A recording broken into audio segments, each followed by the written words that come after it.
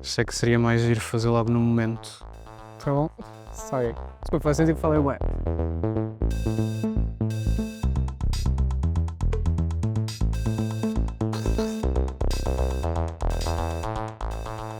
Olá, o meu nome é Eduardo Almeida, tenho 26 anos, sou jurista e moro em São Domingos de Benfica. Geralmente frequento mais sítios como este, na verdade, gosto imenso de quando posso estar em parques.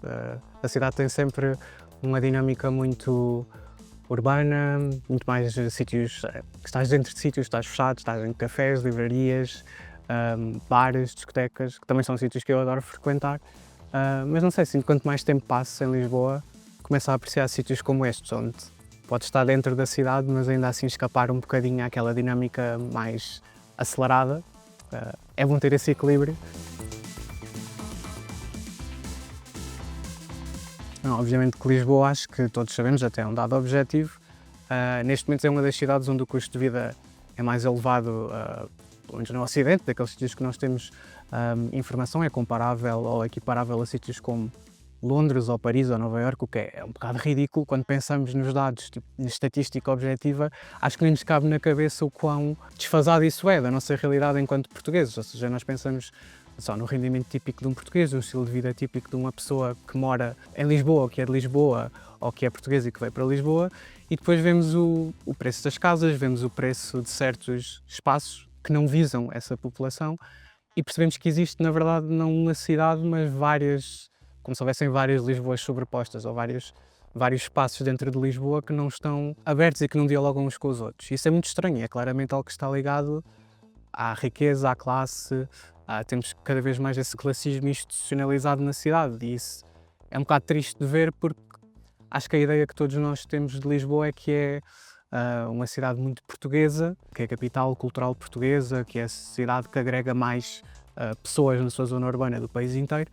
Mas à medida que o tempo passa, isso está cada vez mais estratificado e está cada vez mais espartilhado, e isso até promove uma certa divisão dentro da cidade, dentro da cultura da cidade, que é puramente baseada em teres ou não teres dinheiro para acederes a espaços, para acederes a programas, para acederes a ambientes, que não devia ser o critério. Ou seja, o critério para alguém poder usufruir de um sítio, poder usufruir do acesso à cidade, não devia ser ter mais ou menos dinheiro ou ter um emprego de um certo patamar, de um certo nível económico, mas infelizmente é cada vez mais assim e nós não temos grande capacidade, parece-me, ou não estamos a ter grande capacidade de dar resposta a isso, que é preocupante, portanto. Sim.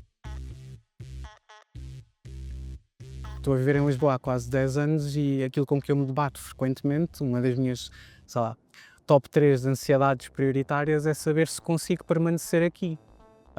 Eu sinto-me muito ligado a esta cidade, foi uma cidade que me acolheu muito no meu percurso de vida e onde eu gostava de idealizar futuro e espaço e projetos, mas fazendo a ponto com a questão anterior é cada vez mais difícil porque é extremamente precário fazer planos nesta cidade, neste momento, e é um bocado até desanimador olhar para o futuro e não ver a possibilidade de pensar a 2 anos, a 3 anos, a 5 anos ou a 10 anos.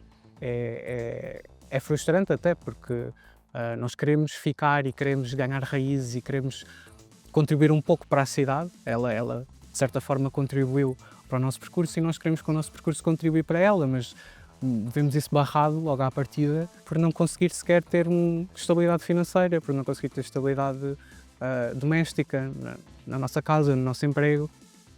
E enquanto jovens isso é uma realidade que eu vejo com todos os meus amigos, com os meus pares, com os meus colegas. É muito desanimador, portanto, se pudesse mudar alguma coisa já amanhã, é difícil escolher por onde começar, porque é importante saber por onde é que se começava a mudança. Existem ideias, existem projetos, existem movimentos associativos que procuram dinamizar certos futuros e certas experiências para a cidade. Se eu pudesse mudar uma coisa amanhã, seria garantir que efetivamente nós começamos a dar resposta à crise da habitação, porque não é uma crise que está por vir, é uma crise que existe e que está instalada e que não tem sido tratada nem tem sido abordada da forma que eu creio que devia. É uma emergência social, as pessoas estão a ser deslocadas, estão a ser empurradas para fora da cidade diariamente, isto é uma coisa que está a acontecer agora, neste momento, enquanto nós estamos aqui, não é? A discutir o que é que faríamos para mudar a cidade, há pessoas que estão a sofrer por problemas que não estão a ser abordados devidamente pelas pessoas que estão nos sítios que foram eleitas para o fazer, que estão nos sítios que têm responsabilidade sobre essas situações. Portanto, o que eu faria era começar logo pela questão da habitação, porque acho que é o ponto de partida para tudo o resto. Todas as outras questões, sei lá, questões dos transportes, as questões do ambiente e da dinamização dos espaços urbanos, dos espaços verdes, as questões da dinamização do comércio local, tudo mais, é secundário à habitação, porque as pessoas têm que ter um sítio para viver e para se estabelecerem. Precisamos que Lisboa volte a ser uma cidade habitável para poder ser qualquer outra coisa, porque neste momento é uma cidade de transição. E a transição é boa e é importante, mas eu acho que aqueles de nós que não querem estar aqui apenas de passagem e que gostariam de ter um futuro aqui e gostariam de eventualmente ter uma vida, uma carreira, uma família aqui, têm que ver isso como uma possibilidade. E acho que neste momento não veem, ou só um grupo muito limitado de pessoas é que o vê. E isso não é, no fundo, não é democrático. Lisboa tem uma luz e tem uma... É um pouco estranho falar da cidade assim, eu percebo, mas também não é propriamente novo. Acho que as cidades têm têm um espírito, têm uma dinâmica, têm um movimento, têm uma aura, para quem utiliza essa metáfora. E acho que o espírito e a aura de Lisboa é cosmopolita, mas é cosmopolita de uma forma muito portuguesa. É uma mescla muito interessante do mundo visto através dos olhos de Portugal.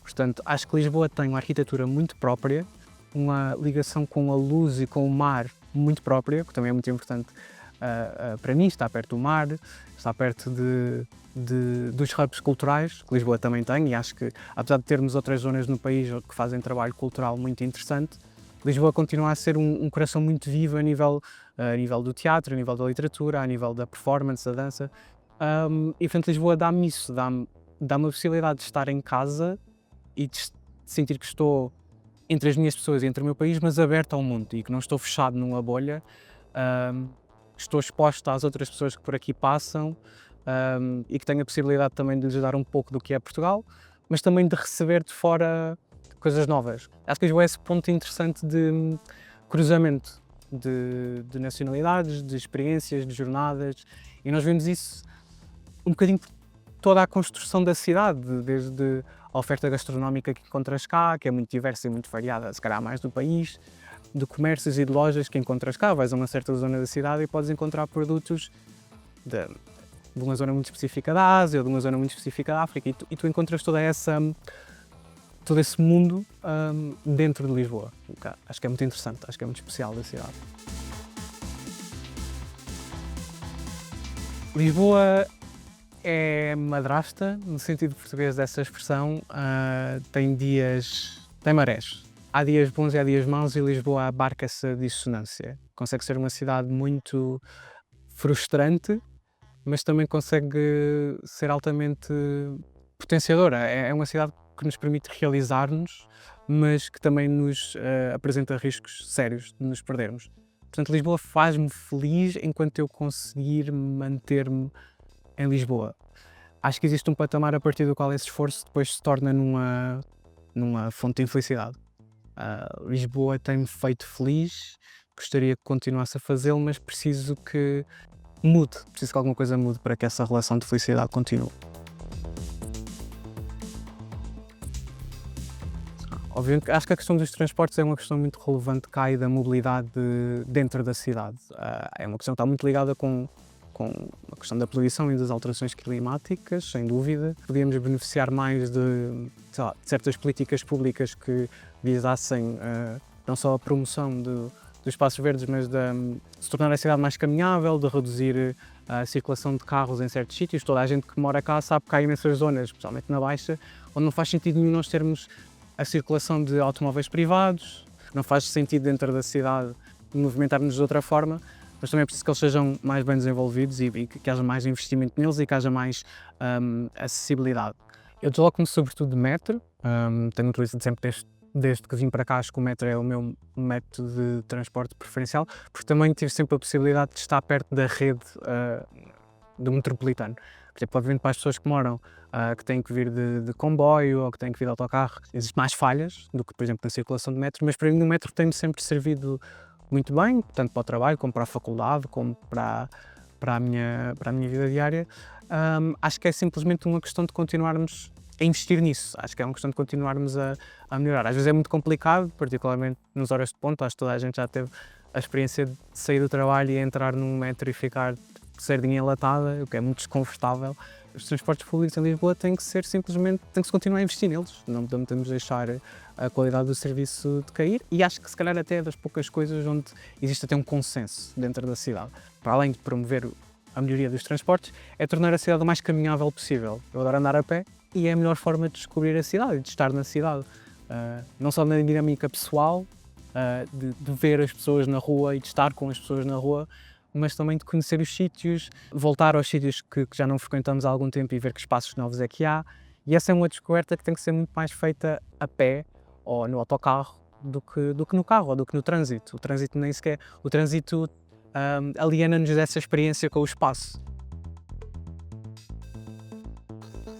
Pelo menos a noção que eu tenho é de que todas as freguesias, ou a maioria delas, têm um ou outro espaço que é intencionalmente votado ao uso público.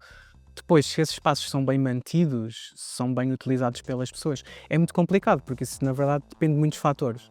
Também existe alguma responsabilidade do lado das pessoas mantê-lo e usá-lo com cuidado e usá-lo de forma sustentável. Parte de todos nós, ou seja, parte das estruturas políticas e associativistas manter os espaços, mas também parte das pessoas usá-los com respeito uns pelos outros. Era bom que houvessem mais espaços e que houvesse, se calhar até mais do que os espaços, que houvessem eventos e programações nos espaços, para criar uma dinâmica de uso, ou seja, para que as pessoas conheçam os sítios. Acho que era interessante nós termos iniciativas que dão a conhecer os espaços, mas através de que deem razões às pessoas para lá irem. E isso atrair e criar uma comunidade de uso, se é que isso faz sentido. Parque da Saúde é um ótimo sítio para frequentar para quem não conhece. Também temos imensos pequenos cafés aqui na zona das Laranjeiras que são muito agradáveis para fazer assim uma pequena paragem. Eu também gosto imenso da Brutéria, na Baixa, acho que é um espaço muito agradável para frequentar. Arroio tem o Jardim Constantino, em Arroio, a própria Alameda, consegue ser muito dinâmica, especialmente no verão. Um sítio ótimo para passar um bom bocado. O Jardim do Torel. Muitos jardins, na verdade, tenho que admitir. Algumas livrarias independentes, gosto de frequentar ou que tento frequentar mais. E cafés, portanto, livrarias, cafés, parques. Sinto que existe toda uma tríade entre esses espaços. Incomoda muito ver a falta de empatia que me parece, isso pode ser uma percepção minha, mas a falta de empatia que me parece com que se abordam as questões humanitárias que se vivem agora no centro da cidade. A questão da habitação, à qual eu sinto que vou ter que retornar sempre, para mim é mesmo o ponto fulcral dos problemas que a cidade está a enfrentar agora, e parece que muitas vezes quando nós vemos os nossos representantes, as pessoas que tomam decisões a falar, estamos a esquecer ou estamos a ignorar que estamos a falar da vida e da sustentabilidade de pessoas que estão cá na cidade, independentemente de serem pessoas que vivem na cidade há imenso tempo, e que já estão no final da sua vida ou que são idosas, ou de serem pessoas imigrantes que acabaram de chegar, ou de serem estudantes que estão aqui perante um período. Estamos a falar da vida das pessoas. E a falta de empatia com que se fala sobre as decisões que são tomadas ou que têm que ser tomadas e com que se aborda esse problema, acho que isso se reflete depois numa certa indiferença que se vê em alguns espaços, sítios. Vejo uma crescente sectarização dos públicos dentro da cidade, que depois promove um distanciamento entre as pessoas. Vamos a uma certa zona da cidade onde as pessoas quase que não se falam na rua, ou que têm um grupo muito fechado com o qual depois não existe uma interação fora. E acho que a cidade não devia ser isso. A cidade devia ser um melting pot cultural, devia haver uma dinâmica em que as pessoas de vários backgrounds conseguem falar umas com as outras, mas isso é tudo na base da empatia. Acho profundamente frustrante e muito desapontante que o que estamos a ver é cada vez mais esse fechamento. Estamos a ver o fechamento em muitas bolhas, de muitos tipos, mas que efetivamente são orientadas através de uma linha de classe e de nível económico, e as pessoas já não dialogam, já não falam umas com as outras, ou só falam com os seus grupos. Torna a cidade muito mais do que um espaço de reunião ou de encontro ou de partilha, um espaço de divisão, de fragmentariedade. As pessoas parece que sentem que têm que lutar pelos sítios, como se estivessem a marcar território. Como é que nós podemos querer ter espaços que são para todos, ou como é que nós podemos construir uma cidade que é para todos, se depois estamos divididos nos nossos objetivos e não comunicamos as nossas visões e estamos cada um a trabalhar para o seu, mas ninguém está a trabalhar para o comum e, portanto, a cidade perde-se. Não é que tem que haver uma identidade comum, mas tem que haver espaço para todos. E está-se a perder esse espaço para todos. Acho que é muito triste de ver e tem reflexos no desenvolvimento da cidade e no estado atual da cidade. Como é que eu imagino a realidade, como é que eu gostaria que ela fosse? Ou seja, gostaria que a cidade levasse a sério, desde logo o problema da habitação e depois daí todos os outros, e que se tornasse novamente, que se calhar nunca o foi, se calhar tem uma idealização que nós fazemos do passado, mas se nunca o foi, gostaria que fosse um espaço de abertura, que fosse um espaço para todos, que fosse um espaço de diálogo e que fosse um espaço capaz de receber, de acolher e de potenciar o desenvolvimento das pessoas, de todas as pessoas e dos vários projetos de vida das pessoas, com o mínimo de conflitualidade possível. Como é que eu acho que vai ser? Mas eu acho que o que nós estamos a ver é uma crescente sectarização e segmentarização dos tipos de vidas que Lisboa consegue acolher. Acho que o que vai acontecer é que vamos ver um público cada vez mais homogéneo no centro da cidade, vamos ver um esvaziamento cada vez maior dos residentes locais, das pessoas que viviam cá desde sempre, vamos ver um abandono cada vez maior dos bairros históricos, do centro da cidade, uma entrega cada vez maior ao setor do turismo, da hotelaria, um abandono cada vez maior daqueles espaços tradicionais, clássicos, típicos da cidade, essa perda de identidade que há muito tempo que vem a ser apontada a Lisboa. Acho que só se vai intensificar e acho que vai se tornar numa cidade que se vai elitizar, se é que já não é. É altamente preocupante porque chega a uma certa altura em que então Lisboa vai deixar de ser uma representação da identidade portuguesa ou da cultura portuguesa ou uma espécie de cara de Portugal para o mundo e vai se tornar numa espécie de mega empresa que recebe serviços e pessoas que estão cá por razões utilitaristas e pragmáticas, mas que não têm uma identidade própria. E para além depois das questões básicas, a degradação do património cultural, visual, arquitetónico, existem certas zonas onde existe um esforço muito grande para preservar determinados edifícios, determinadas fachadas, mas outras em que estamos a vê-los a serem abandonados e degradados. E, portanto, acho que essa seletividade também está a ser intencional. Está-se a nivelar o perfil que se quer em Lisboa. E de uma forma que não é muito democrática nem é muito transparente. Portanto, estamos a excluir pessoas com base num critério que não foi discutido nem aceito por todos nós que estamos cá. E isso é preocupante porque eu vejo uma cidade que, em vez de ser dinâmica e aberta, se está a fechar. E a partir do momento em que se está a fechar, está a excluir. Somos pessoas que acreditamos na pluralidade e na diversidade e na aceitação. Devemos combater isso, ou devemos procurar no nosso dia-a-dia ser essa inclusão e manter essa inclusão como resistência a essa trajetória.